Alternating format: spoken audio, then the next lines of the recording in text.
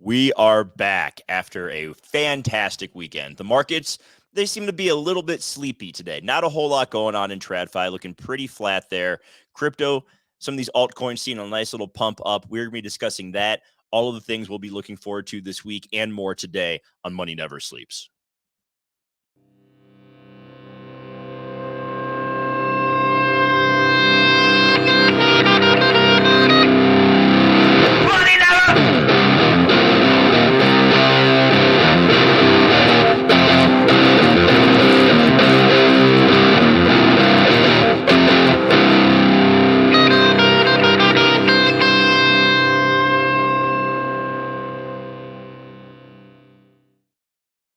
Thank you for joining us today. As always, do us a favor, hit that like button down below, subscribe to our channel. Nothing that Kevin or I say is financial advice, so please do your own research before making any buys or sells. Kevin, how are we doing today? Doing great, man. How are you doing? I'm doing pretty good. I am, it's due less time for me. I'm just chilling, man. Like I'm sitting here. I sold some stuff, some assets that allowed me to accumulate some more crypto, and I am slowly DCAing my way out of that crypto, holding on to some cash, waiting for an opportunity to redeploy that capital because I think we are going to see a need to do that in the near future. I want to get into a little bit today, what we're seeing in the markets, what's catching your eye. It's a very light week. So I think we're going to have, I think we're in store for kind of a boring week here in the markets for the most part, unless something crazy pops off. I was looking at economic data this week. There's very little. We get like consumer credit on Tuesday. We had the senior loan officer survey today, but no one really cares about that. We get a bunch of Fed chairs speaking this week. Jay Powell on Thursday is going to be doing an IMF panel, so could be some sound bites there that affect the markets a bit. On the earnings front, we're going to see like not much there. We got like Nothing. Uber, Disney, Sony. So we'll kind of see a little bit more of what is going on with consumers. So I do find, I highlighted those three because, electronics, tourism, and then, Uber being just kind of like a day-to-day expense for a lot of people or a luxury for some. So I think that gives us a little bit of a snapshot into what is going on with consumers, as opposed to just trying to believe what the Fed and Janet Yellen and all these other people are trying to shout down our faces about. So that's what I'm looking at. But in weeks like this, man, we've kind of seen historically, like it can be pretty boring. The markets are all in the green today. The major indexes are, but it's between 0.05 and 0.2%. Like shit's just nothing's happening. So This to me is a good time to look at other areas, not rest on our laurels here. Like we don't want to just have a wasted week where we do nothing. Right. So kind of looking into seeing, I want to talk at some point, a little bit more historical context around election years, how that impacts markets, as well as the Bitcoin halving, because your favorite influencer's favorite influencer is out there talking about you're not bullish enough about 2024 because of the halving cycle. Maybe that's true. And you're not bullish enough because it's an election year and election years pump the markets. I would like to give a little bit more context to that at some point this week and look at those areas. So those are just a few things that are on my mind as we begin the first full week of November. Yeah, man. Like you said, earnings, not much this week at all. Is kind of boring, but from what I was seeing, Powell speaking, obviously that's always pretty interesting to see how the markets react to him. I think a lot of the important news that kind of didn't expect already happened over the weekend. So the one thing that was really interesting to me was that we got a short selling ban in South Korea, right? And this is really important because I was talking about months ago how, probably before we see a financial collapse, we'll get a few days of, the markets will be halted for trading. And then eventually they're going to do a short selling ban. They did it back in 2018, or not 2018, September 18th of 2008. They did it. I think it lasted like 15 days. The market still bled regardless. It didn't help anything, right? So I want to pull up the KOSPI, which is KOSPI, my bad. That's the Korean index. And we could see that since they banned short selling, look at that green day that it had. It's up 5.66%, right? So now you have to wonder, okay, well, they banned short selling, so now only people can buy, right? Well, here's the thing. When you ban short selling, it's pretty much banning the leveraged selling of probably assets that are doomed, right? You're not going to really short something that's only going to go down a few percent, right? You're probably shorting something like a Evergrande or Bed Bath and Beyond or a Lehman Brothers, something where it just, it just won't stop and it's just bleeding out. Since they banned the short selling, I think a lot of people are covering their shorts right now. So that's why we're seeing a pump. I don't necessarily think that this is a pump based off of people being really excited to get into the market. What I'm thinking this is shorts covering their positions and they're just buying back the stock, which in turn, when you cover a position, eventually you have to pretty much buy the stock back. So I think a lot of people are buying the stock back, getting out of their positions now that they can't really short sell. And that just causes this market to rip up here, right? So the thing that a lot of people are, and I said, it's a lot of these smaller companies or a lot of these assets that are pretty much in financial doom that are the ones that are going to be, in the most to be short sold. Does this show me a sign of confidence in, buying in Asian markets? Not one bit, right? I think that this is something we have to keep an eye on because this could hit the U.S. It's very possible. I mean, it already has been, in history. So we're going to see what the SEC does if we ever get into a position where, South Korea currently is. But it's also a sign that Asia is not as strong as a lot of people think, right? I mean, if they're already anticipating that they're going to have to ban short selling in Asia, in the South Korean market, I mean, we already know what's going on in China. It's not the greatest, right? We know that Japan is in an absolutely terrible state. And now we're seeing a lot of cracks in South Korea too.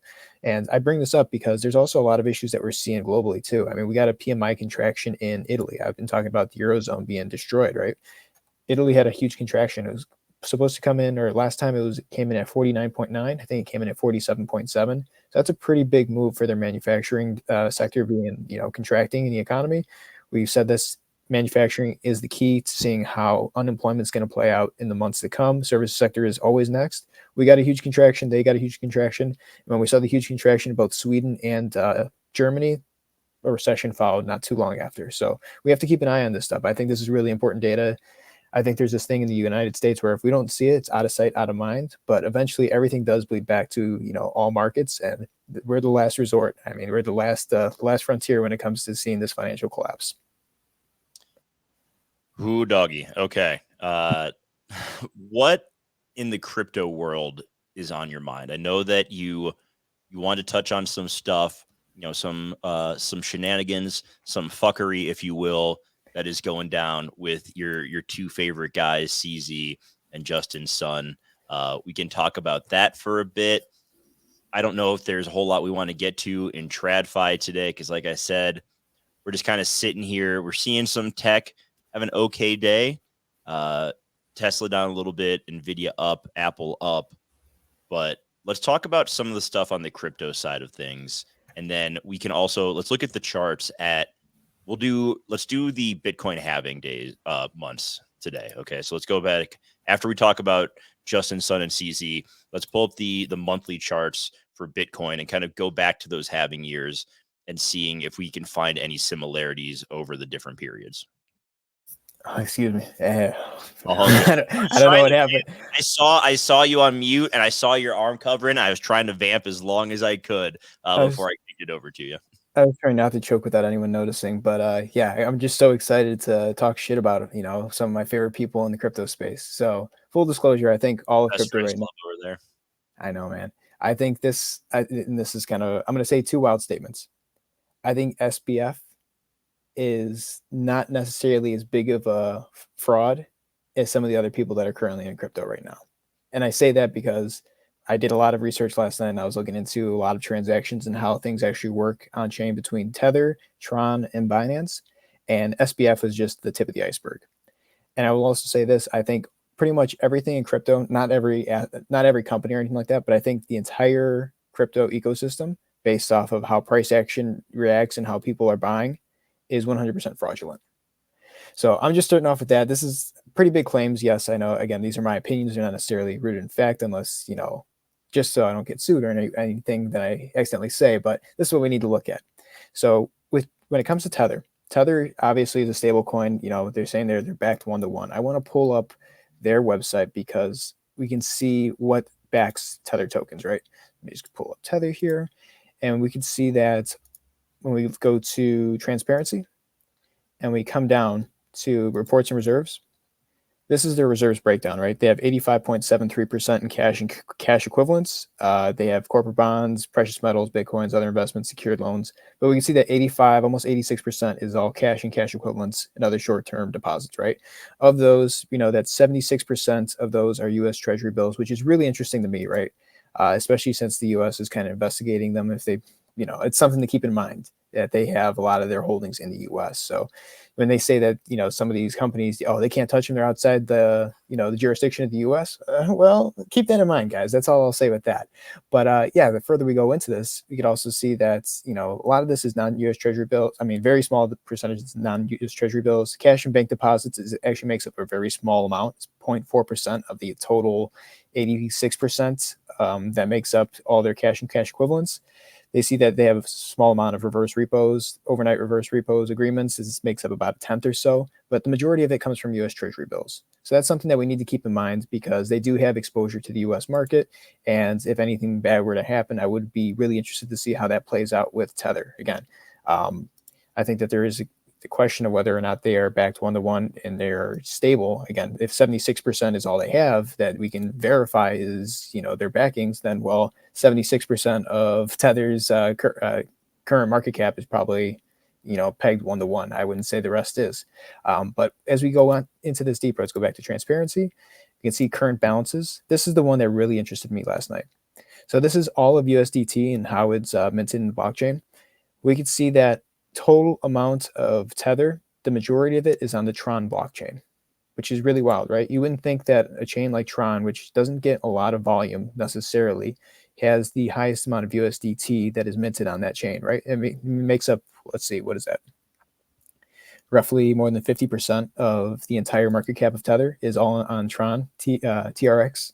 And then we can see that second, with 40 billion or so is Ethereum, right? So it's 45, almost 46 billion on Tron, and then 40 or so billion on Ethereum. Now, this is really interesting too, because when we go, I'm going to pull up, let's go to Tron scan. Yeah, there we go.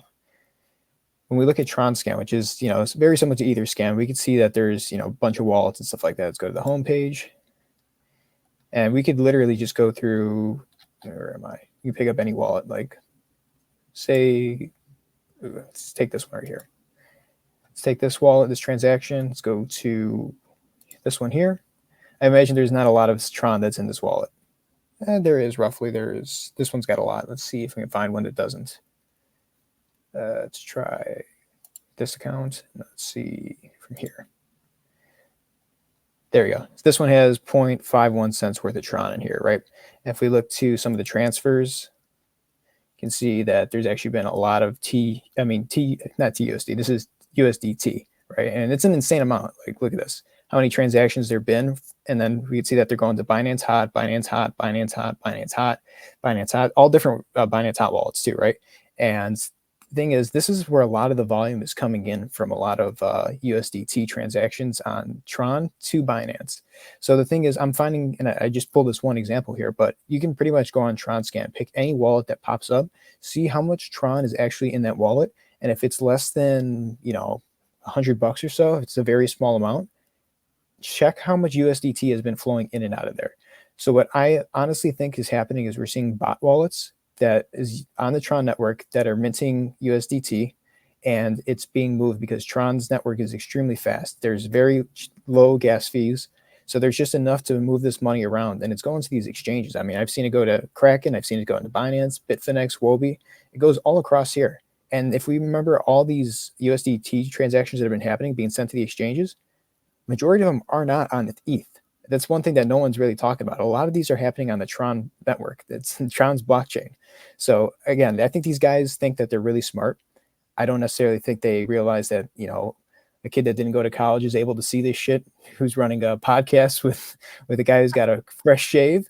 Again, I don't think most of the authorities are listening to me or anyone else, but it's not hard to fucking verify this shit, right? I mean, this doesn't pass the smell test one bit.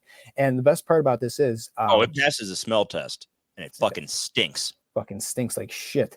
But yeah, this is the part that I was brought up SBF because I think SBF was in on this too, and I think that a lot of it comes from the fact that SBF did mint. He requested and he minted, and he got $37 billion from Tether USDT, but they have not questioned him anywhere. And I can't remember if one of the charges for SBF when they did charge him was intent to money launder or conspiracy to. But if that's the case, then this guy probably was involved in this situation. That's not necessarily fact. We don't know necessarily anything until he starts speaking or we get any of the details from the trial. But I wouldn't be surprised if he knew about this and this was going on, and he was just a weak link and it was like, you know what, it's easier to cut Sam Bankman-Fried loose than have everything collapse underneath us. So I think that Sam definitely was part of this, and they kind of just screwed him over, because the guy who screwed over Sam was no one but CZ. CZ was the one who made the claims that FTT, we're going to offload it. We're going to do this because we don't necessarily believe in them. And then he said he was going to buy them back, and then he chose not to. So CZ absolutely collapsed SBF and FTX. I know they did too, but that was the trigger for what killed FTX. And seeing all this stuff here, I mean, it's just absolutely shady. You can definitely you can trace it from USDT, Paulo Ordino, to Justin Sun's blockchain, all the way to Binance. And now we're seeing the price of Bitcoin pump like crazy with how much is in circulation. And ETH 100% on USDT's the USDT on ETH's blockchain is not pumping. It's TRX. That's the one that we need to keep an eye on. It's absolutely insane. No one's talking about it. Very few people are actually talking about it, smart people. And, it's just something that we have to notice. If we don't realize this, I mean, there's a good chance that this can blow up in our faces. Fraud cannot last forever. And if we're looking at this compared to other financial frauds in history, this could be the biggest financial fraud in the history of finance. I mean, Bernie Madoff was $64.5 or $64.8 billion. We're talking about $84 billion worth of stablecoins that probably don't exist. An entire exchange that's worth roughly 60 something billion dollars. Another blockchain that's probably worth a couple billion. I mean, this is well over Bernie Madoff if this tends to be fraud. And I think there's a good chance that this is 100% fraud. I just can't necessarily prove it because I'm not a law official. Hot damn. I just can't wait until the trial when they use a clip from this show and it's you talking about all the stuff and me sitting there with a bewildered look on my face because I don't fully understand all of it. But yeah, man, crazy shit we got going on right there. Crazy shit. Okay, let's pull up the Bitcoin chart. Let's look at this monthly and kind of go back into some of the previous cycles and what we've seen happen, and take everything with a grain of salt, because these previous Bitcoin halvings didn't occur during some questionable times in the global economy. So I do just want to preface it by saying that, like, past performance is not an indication of future results. Okay. Yeah, absolutely. And I got to clean this chart up. I haven't. Jesus Christ. I mean, this is what is happening here. Well, the question is, when we look at the Bitcoin halvings, there's on TradingView, I don't know what chart actually has it and goes back that far, because there isn't necessarily an exchange that's been around that long. So when we looked at price in 2012 and stuff like that, it's going to be way different. I think the earliest I can go back is 2017, 2016. We can look at the 2016 one. Let me see if I can find it on this chart. Let's see, where were we? 2016 over here. No, we don't even have it on this one. Man, this shows you how young crypto still is. The Bitcoin USD Coinbase chart has it. Okay, good. There we go. Yeah, there we go. Sweet. All right, Coinbase. Probably be the last exchange standing. But yeah, let's look at back at the halving 2016. I forget what date it was. I got the dates pull up in front of me. July 9th, 2016, and then May 11th of 2020. You said July 19th? Yeah, July 9th. July 9th. Yep, 2016. Gotcha. Okay, that puts us roughly in this area right here. Let me just get a vertical line. July 9th. Am I tweaking? July. There we go. All right, there's July 9th, 2016. And the other one was it May of 2020? Yes, it was May 11th of 2020. Gotcha. Once again, that has to be taken with a grain of salt, because that was, the COVID crash was, March, April, and then it was stimmy time. And so I think that's another one where, like, I don't know, so many of these, like the Bitcoin halving thing, man, I get it. Like, I understand it. I'm not, obtuse, and I'm somewhat obtuse, but not that obtuse. But I think you have to take that 2021 and just maybe throw it out the window a little bit because it was just such a weird fucking time. I will say this about 2020 because I did look at the Bitcoin halvings recently and seeing how price reacted around then. And because remember, I was talking about there was a pretty good drop right before the Bitcoin halving going into it that year. I would say that COVID crash is in line with what we've seen in prior Bitcoin halvings. Let's go back to 2016 real quick. We're on the weekly rate here, right? So you can see that the price was pushing up pretty significantly going into the Bitcoin halving, right? This is, let's see if we can pull this right here. Just take this move from here to there, 78% from, May of 2016 all the way to June of 2016, right? So that's a pretty good move there. And then eventually we got this massive red candle. And then probably to the bottom of that move there, it was about a 36% drop. And I think what I was saying was it's about a 40% drop or so on average whenever we see these Bitcoin halvings going into the halving. So, expecting a 40% drop isn't out of the realm of possibility. Now, if we want to look at our boy back in 2020, we got a pretty good move right after this move to the upside here, right? So this is roughly, December of 2019 moving into, February 2020, which was the height of this move. You got a 62% move. It's a really good move. No one's knocking that down. But then if we press the wrong button. All right. Then we get the ruler going down here. We can see that we got about a 63% drop. So it's a little bit more than we anticipated if we were, looking back in prior BTC halvings, right? We always anticipate a drop, but this is a little bit more significant. I think this is just a lot of panic selling. So I do agree to an extent that we could throw this out the window, that maybe we don't get another 60% drop, or it's just, within that range of 40 to 60 isn't under, out of the realm of possibilities. So yeah, there's always a drop and there's always a rally into it too. That's the interesting thing, right? We can look at this here.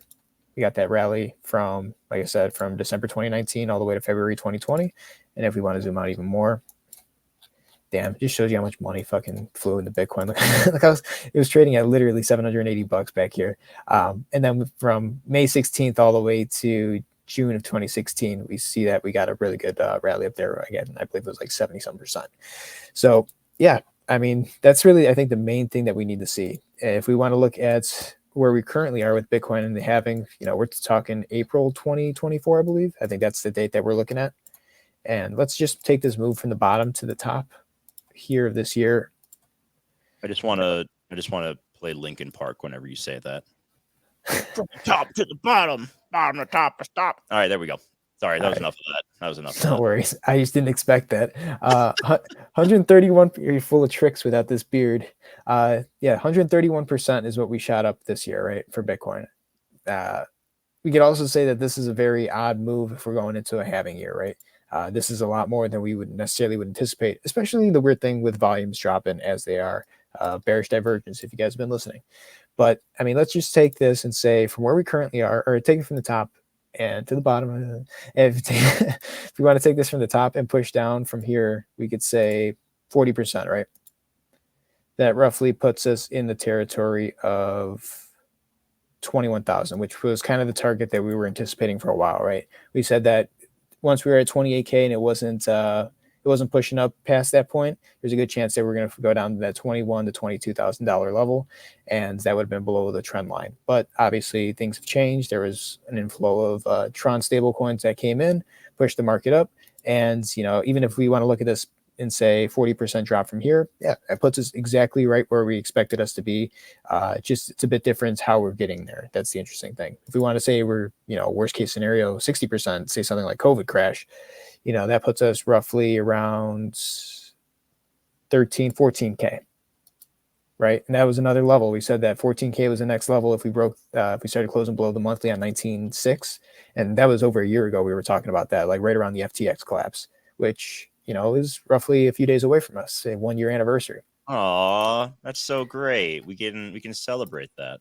Now, I'm going to be an asshole here, and I'm going to tell you what I think with this crash. Now, I honestly think that Bitcoin's still, for me, honestly, there's a lot of things that are going on in the macro global economics, and I don't believe that Bitcoin's put in a bottom, or at least it hasn't dropped enough to the point where I feel comfortable that, this market has bottomed, sentiments, at an all-time low. I think that we're probably going to see something closer to, let's say 72, 73%. I think that's my estimate. I know that's a bit that's pretty liberal, expecting it to drop that much. I think the conservative estimates of 40 to a 60% drop are in line with what we've seen in Bitcoin halvings prior.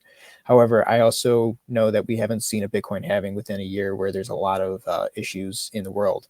And I want to get off of crypto for 1 second, and we'll come right back to it. But I want to show you the money supply in the US and how this, I think, is affecting, going to affect the price of Bitcoin moving forward. So M2 is the money supply, and we can see that this is what we're looking at. This is the percentage change from the year prior. We can see that in Q1 of 2020, it was up 7.86%, and it shot all the way up to in Q1 25% higher than it was the year prior, right? That's a huge move. But we can see that due to the Fed raising rates, we've actually contracted quite hard. We're right now sitting roughly about negative 3.76% lower than where we currently were last year when it comes to, the money supply. And this is an issue because this means that there is a shortage of dollars out there. And we know that there's a lot of things that are going out. If there's a shortage of dollars, people aren't necessarily spending nearly as much because there's just less cash in the system. And if that's the case, then obviously that's why we're seeing a lot of contractions in manufacturing. It's why we're seeing unemployment continue to rise. But when there is a shortage in cash, there tends to be, a flee to it because there's usually bad economic times that are ahead. So I do want to bring this up just to keep people, keep this in the back of your mind. Like, okay, if we start to see, look at this in this Q1 2009, we started to see a contraction back here in 2005. It's not even severe as 2005. This is the most severe that it's been. But we can see that it rose, the dollar, the price, the amount of money in the system started rising into 2009. So there's a lot of people fleeing to the dollar. I was obviously quantitative easing. I think that it's very possible that we could see a situation very similar to that. This is a extremely harsh contraction here. So I think that money leaving the system is definitely going to be bullish for, I guess, not equities. I guess that'd be bearish for equities in that situation. So when we look at that compared to where we are currently with Bitcoin and a lot of the equity market right now, you can see that everything is pretty overbought. Maybe that's part of the answer that we're looking for when it comes to what brings this down. I think that there is going to be a bit of a squeeze on cash. People are going to want to be holding it for some reason. And eventually that means that people are going to be selling off assets to get cash and find liquidity in any way they possibly can. Now, the question is, from the Bitcoin halving year, does that bring us 40%? Does that bring us 60%? Or does that bring us all the way down to 73% down? That's the question I think we have to be asking ourselves. That's a big question. Okay. Anything else you want to touch on? I feel like we did covered quite a few pieces today for such a slow day in the market, and we can take a look here. If you want to look at, gotta check out Binance, and then we can start to wrap it up from there. I'm just going to run through a few alts real quick. Nothing serious to get into them, but total market cap, I'm seeing a lot of fucking bullish influencers. And again, I'm not mad at bulls at all by any means. You do whatever you want in the market. You're adults, right? My problem is people who are being extremely pompous and 100% think that this market is going into a new bull market. Guys, let's just take a look at this and get a dose of reality here. This is where we currently are in the total market cap for all of crypto, right? We can see that we're in a parallel channel going up, and we can see that the volumes have been dropping like fucking crazy since the bull run, right? This doesn't tell me that there's a lot of hope and sentiment and a lot of money coming into the market. Again, we know why there's a lot of price fluctuation in this market, and it's not because there's volumes coming in. So the price is pushing up as volumes are dropping. We can see that the stochastic RSI is overbought on the weekly and the monthly here. We're at 100% on the weekly, which is absolutely insane. Once we get this weekly close next week, we should be roughly 100 and 100 or 190 or something like that, which is a really big number compared to where we were, just back in September. It's absolutely shot up so fast, and the price necessarily hasn't moved up a ton in total market cap. We put in a new high, but if we look at this compared to where we were, height of $3 trillion, we're currently sitting at 1.29 trillion. So that's not fucking get ahead of ourselves. And the thing that I think is most interesting is the last time the stochastic RSI on the weekly was overbought. On the monthly, it was overbought. Pull this up here.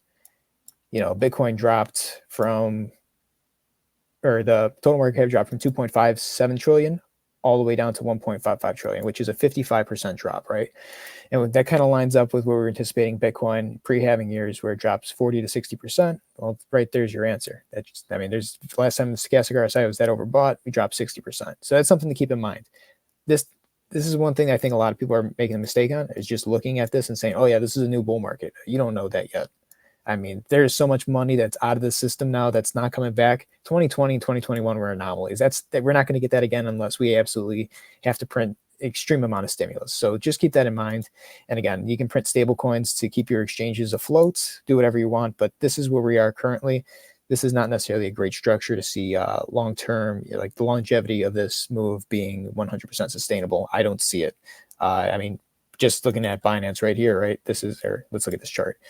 Binance right here, not necessarily the strongest move that we've seen, and people are getting extremely excited. But if we look on the shorter time frames, this thing has been shooting up like crazy lately. I mean, look at these massive green candles that we're getting on the daily. Does that not raise any red flags? Sure, we're finding resistance around the 255 level. I think there's a good chance it could go up higher. I mean, I think that a lot of alts can go up higher, but we're seeing a lot of Bitcoin dominance come down. We're seeing Bitcoin's price stay relatively flat around 35. I mean, you just look at dominance right here. This is why we're seeing alts shoot up like crazy right now. ETH had a pretty good day yesterday. I think that we're seeing XRP going up like crazy. Yeah, XRP is doing really well. And if we look at Matic's absolutely insane right now. It's just shooting up. But I do want to point this out too. If we look at Matic USDT on Binance,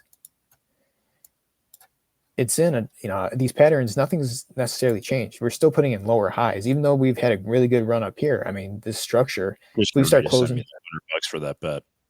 Oh, I know. I already put $100 aside. I'm ready to send it to you. But this is the thing, though.